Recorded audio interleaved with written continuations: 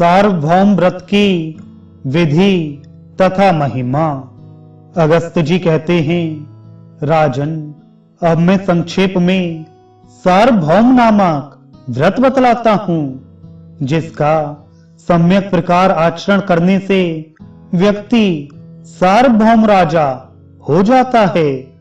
इसके लिए कार्तिक मास के शुक्ल पक्ष की दशमी तिथि को उपवास रहकर रात में भोजन करना चाहिए। तदनंतर 10 दिशाओं में शुद्ध बलि दे। फिर चित्र विचित्र फूलों द्वारा श्रेष्ठ ब्राह्मणों की भक्ति के साथ पूजा कर दिशाओं की ओर लक्ष्य करते हुए इस उत्तम व्रत का आचरण करने वाला पुरुष इस प्रकार प्रार्थना करे, देवियों, आप मेरे जन्म जन्म में सर्वार्थ सिद्धि प्रदान करें। ऐसा कहकर शुद्ध चित्त से उन देवियों के लिए बलि दे। तदनंतर रात में पहले भली भांति सिद्ध किया हुआ दधि मिश्रित अन्न भोजन करे।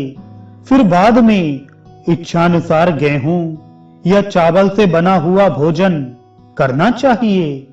राजन, इस प्रकार जो पुरुष प्रतिवर्ष व्रत करता है वह दिग्विजयी होता है।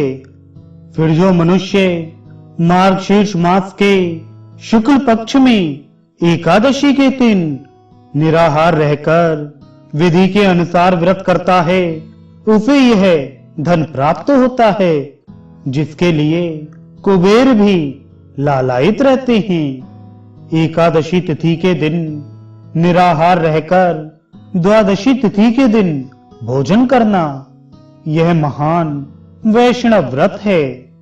चाहे शुक्ल पक्ष हो या कृष्ण पक्ष, दोनों का फल बराबर है।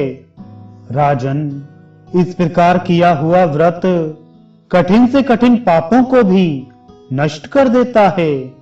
त्रयोदशी तिथि को व्रत रहकर रात में 4 घड़ी के बाद भोजन करने से धर्म व्रत होता है।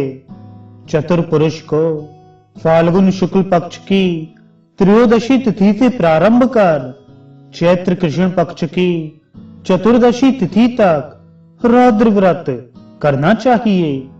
राजन, माघ मास से आरंभ कर वर्ष समाप्त होने तक जो नक्त व्रत किया जाता है उसका नाम पितृ व्रत है।